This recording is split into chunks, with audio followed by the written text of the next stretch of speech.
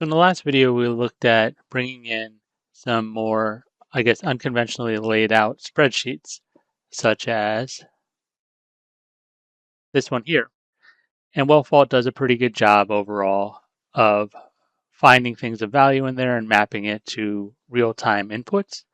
And the real-time inputs, once again, are what is in blue, and the gray headers are ones that are not mapped, but they are kept within each of these containers. So if we were to hide those, this is the clean view of what's been mapped from those spreadsheets. So it is finding a lot of things of value. But I wanted to bring in a second spreadsheet to keep this going, this demonstration going. So I'll label another project, budget sample number 2, and we'll just click add. And once again,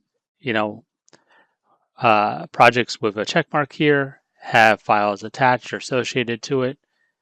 And those can be anything from spreadsheets to things like receipts that are being attached to your daily budget spend, or maybe liabilities and so forth. So I'll just go up to this one. And I'm going to drag in one that's laid out a little bit better.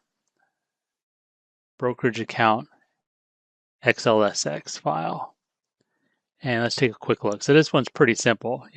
It's just got your ticker symbols, has shares owned, and so forth. So it should map pretty accurately, I think. So I'll go ahead and close that, and we'll proceed. And it's saying that it's found something that they can remap. We found a column that looks like your share count. Would you like to remap it? And I'll just say yes, map all those shares. And that's what it's done. So it's taking, everything and filled it in pretty accurately. So once again, if I were to go up here and say hide custom being the ones that were not mapped from the spreadsheet, those gray header inputs. Now we're only looking at the ones that are, associated to real-time things that'll update, such as the share price and so forth. The white inputs, once again, are ones you can change. So you can change these values. It says 486. You can make it whatever you want. If you come back here later on and you want to update your shares owned, it's also going to go ahead and go online and look at the share price and update everything accordingly. And so as you can see, it did a pretty good job. Now, in addition to bringing in each of those rows and columns and mapping them appropriately from the spreadsheet, you can continue to add. So if there's something not in that spreadsheet, you can say add, and you can update this addition here. So you can say, SCHD, ticker ID, SCHD, enter your shares, 34, and then there you go. Now you have another one added in there, and you can continue to do so.